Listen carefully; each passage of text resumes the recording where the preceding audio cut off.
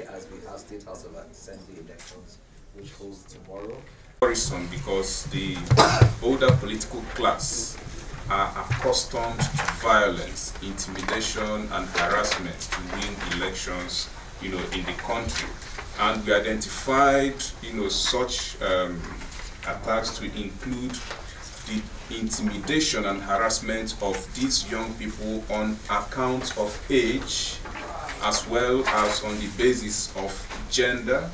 We also identified the destruction of their campaign posters, billboards, even campaign vehicles, including verbal attacks, which has also become traditional in the Nigerian political space, as some of the means and ways through which the older political folks are trying to intimidate the young candidates, as well as scare them away from their aspirations. And so the study captured all of these as the threats that the young people will face in the 2019 elections, especially that of tomorrow, because tomorrow we'll be having about 69% of the youth candidates running for state houses of assembly elections. And so we believe that insecurity and violence will affect the chances of the youth candidates.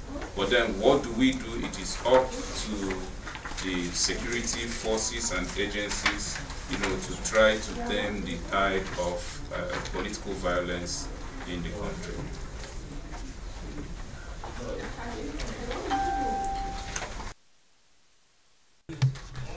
Heard about the candidates from social media. So the recommendation will be that all candidates should utilize a robust campaign strategy using both social media and offline, and that's why our recommendation clearly states that they should engage in door-to-door campaign and also word-to-word visitation and all others. We think that will be more effective for their campaign as compared to utilizing social media only. But again, we also know the cost it comes with. But these are some of the things where we think civil society and donor organizations should assist by building youth candidates' capacity and providing all the support they can in future elections. I think just to add to that response, when it comes to the issue to vote buying, even if they are popular among the electorates, but for the fact that we already identified that some of these, a majority of these youth candidates do not have the kind of funds, even financial support that the older generation of politicians have.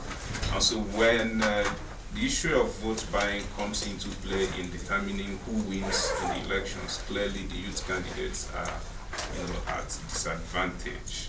And it also follows again that when you talk about godfathers, these youth candidates are just holding their own. They do not have godfathers, and we identified it as one of the threats that would hamper their chances in the elections, because we all know that in Nigeria, when we talk about elections, we are talking about godfathers who control, the political scene.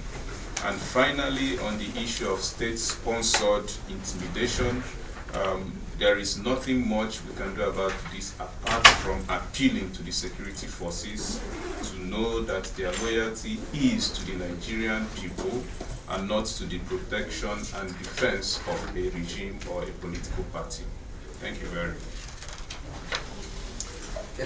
Thank you very much.